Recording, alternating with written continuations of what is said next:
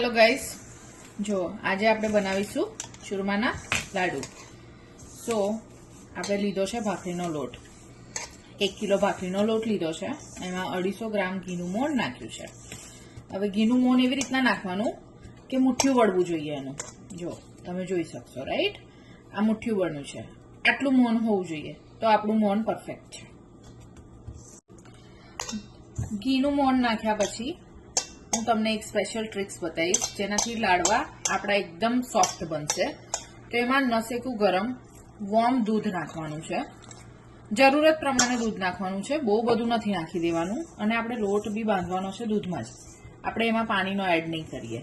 કેમ કે આપણે જેટલો દૂધ અને ઘીમાં લોટ બાંધીશું એટલા જ લાડવા આપણા સરસ બનશે અને એકદમ સોફ્ટ બનશે. અને લોટ છે ને એનો કડક રાખવાનો છે, બહુ સોફ્ટ નથી કરવાનો. ભાખરી બનાવીએ, ભાખરીથી થોડો એવો કડક. જરૂરત પ્રમાણે દૂધ તમારે એડ કરતા જવાનું અને લોટ બાંધતા જવાનું. ઘણા લોકો થોડો થોડો લોટ બાંધીને મુઠિયા કરે છે, પણ મને ફાવે છે એક જ ટાઈમમાં, એટલે હું એક જ ટાઈમમાં સામટો લોટ બાંધી દઈશ. બરાબર ગાઈસ? દૂધ એડ કર્યા પછી જુઓ આપણો લોટ બંધાઈ ગયો છે. હવે મહેનત પડશે લોટ બાંધવામાં, કેમ કે આપણે ભાખરીના લોટ કરતાં બી થોડો એવો કડક લોટ બાંધવાનો છે.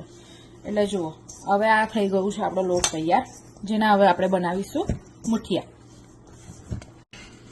હવે આપણે બનાવીશું મુઠિયા. તો થોડોક એવો લોટ લઈ લેવાનો અને એને હાથથી ઉપરની સાઈડથી દબાવીને પ્રેસ કરીને અંદર આંગળાની જગ્યાએ આપણે આટલી ગેપ બને એવી રીતના આપણે મુઠિયા બનાવી લેવાના, જેથી તળતી વખતે બધી બાજુથી એ પ્રોપર તળાઈ જાય તો આપણું મુઠિયું કાચું ના રહે અને લાડવા સરસ બને. જુઓ આપણા મુઠિયા બનીને તૈયાર છે. હવે રેડી છે તળાવવા માટે. તમે એને ઘીમાં બી તળી શકો છો અને તેલમાં બી તળી શકો છો, પણ હું આજે એને તેલમાં તળીશ. તો હું તમને હવે એની તળવાની ટ્રીક બતાવું કે કેવી રીતના તમે એને તળી શકો. બરાબર છે? જુઓ મુઠિયા ઓલમોસ્ટ તળાઈને રેડી છે. બસ આવા એકદમ બહુ રેડ બ્રાઉન નહીં, પિંક બ્રાઉન થવા જોઈએ.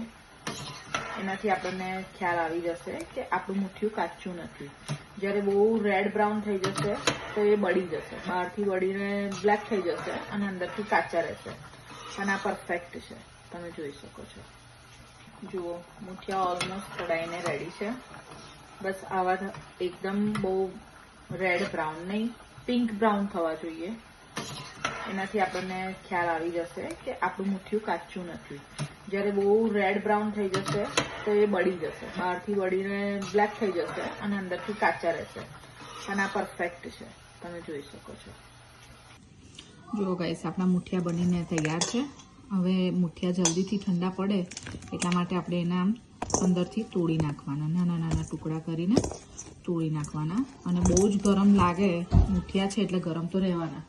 ગરમ લાગે તો એના માટે તમે આવી રીતના તમારી પાસે કંઈક હોય એનાથી બી તમે તોડીને એને છૂટું પાડી શકો છો. પછી આવી રીતના બધું છૂટું પડી જાય તો એને પૂરી રીતે ઠંડા થવા દેવાના, તો જ એ મિક્સરમાં બરાબર પીસાશે. નહીં તો પછી એને જામી જશે અને મિક્સીમાં પીસાય નહીં. તો હવે આપણે મુઠિયાને પીસી લઈશું. જુઓ ફ્રેન્ડ, આપણે મુઠિયાને છૂટા પાડીને એકદમ સરસ ઠંડા કરી દીધા છે. હવે રેડી છે મિક્સરમાં નાખીને પીસવા માટે. બરાબર? તો હવે આપણે એને મિક્સરમાં નાખીને પીસી લઈશું. એને મિક્સરમાં નાખી દીધું છે, હવે આપણે એને પીસી લઈશું. તમે એને એકદમ ફાઇન્ડ મિક્સ બી કરી શકો છો અને થોડું મોટું એવું બી રાખી શકો છો. જેવી તમારી નીડ હોય એવી રીતના તમે એને પીસીને રેડી કરીને ચાળણીમાં ચાળવી લેવાનું. બરાબર છે? હવે આપણે એને પીસી લઈશું.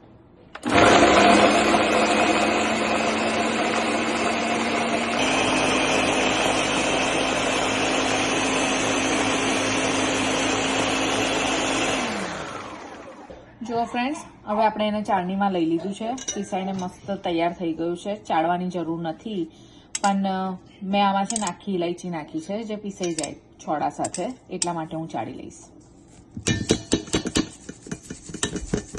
જોઈ શકો છો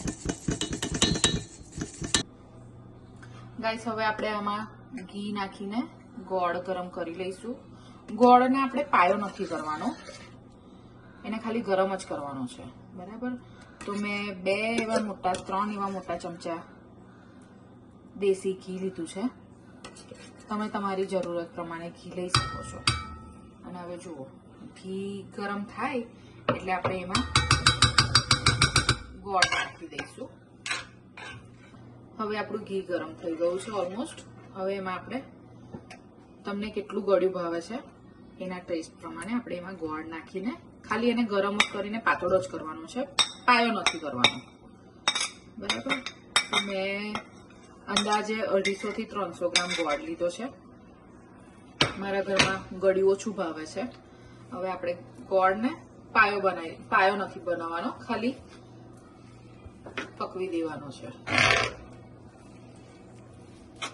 જો ફ્રેન્ડ્સ, ઘી અને ગોળ ઉકળી રહ્યું છે. હવે આપણે છે ને એક જાયફળનો ટુકડો લઈશું, આખું જાયફળ, અને એને છીનીની મદદથી ગ્રેટ કરી લઈશું, જેનાથી ટેસ્ટ અને સુગંધ બંને બહુ જ સરસ આવે છે.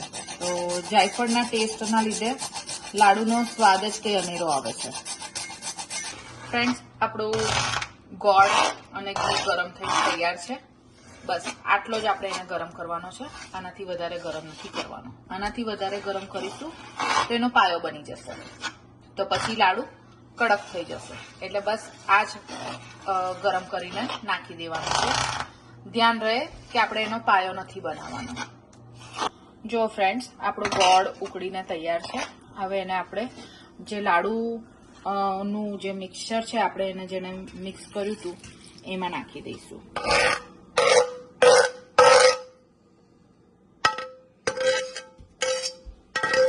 બસ એકદમ ધીરે નાખી દેવાનું. અને ગોળ આ ટાઈમે બહુ જ ગરમ હોય છે, એટલે બી કેરફુલ.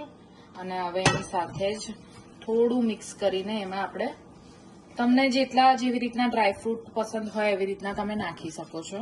હું ખાલી બદામ જ એડ કરું છું, કેમ કે મારા ઘરમાં કાજુ ને નથી ભાવતું. પણ તમે પિસ્તા નાખી શકો છો, દ્રાક્ષ નાખી શકો છો, અને સાથે સાથે ખસખસ બી એડ કરી શકો છો. પછી એક જ ટાઈમે બધું સાથે મિક્સ કરી દેવાનું સ્પેચ્યુલાના મદદથી, કેમ કે ગોળ અને ઘી છે એટલે ગરમ હોય. પછી થોડું ઠંડુ થાય એટલે આપણે એના લાડુ બનાવી દઈશું. જો ગાઈસ, આપણું લાડુમાં જે ઘી અને ગોળ નાખ્યું હતું, હવે મીડિયમ ઠંડુ થઈ ગયું છે. તો આપણે એને ઇઝીલી હાથથી મિક્સ કરી શકીએ છીએ. થોડુંક હાથથી આવું મિક્સ કરીને તમારે એને ચૂરમું ખાવું હોય તો આવી રીતના તમે ચૂરમું બી ખાઈ શકો છો, અને આના જ તમે લાડુ બી બનાવી શકો છો. તો હવે આપણે બનાવીશું લાડુ. તમે નાના મોટા તમારી સાઇઝ અકોર્ડિંગ બનાવી શકો છો. હું થોડા મીડિયમ લાડુ બનાવું છું. તો જુઓ, આપણે થોડોક હાથમાં લઈ લેવાનો. લાડુ મેકર બી આવે છે, એનાથી બી તમે બનાવી શકો, પણ મારા ઘરમાં હાથથી બનાવેલા લાડુ થોડા વધારે ગમે છે. બસ આપણે આટલી સાઈઝના લાડુ બનાવી દઈશું, જોઈ શકો છો. હવે એના ઉપર આપણે લગાવીશું થોડી એવી ખસખસ, જેનાથી લાડુનો પ્રોપર લુક લાગે, ગુજરાતી સ્ટાઇલ લાડુ. અને એને થાળીમાં થોડું આમ થપકારીને મૂકી દેવાનું, કે તમે એને નીચે પ્રોપર શેપ આપી શકો, જે આપણા બા દાદા બનાવતા હતા એ રીતના. ફ્રેન્ડ્સ, તમે જોઈ શકો છો ચૂરમાના લાડુ બનીને રેડી છે. તમને મારી રેસીપી ગમી હોય તો એને લાઈક અને શેર કરજો, અને કમેન્ટમાં જરૂરથી જણાવજો કે તમારે નેક્સ્ટ કઈ રેસીપીનો વિડીયો જોવો છે. Thank you for watching.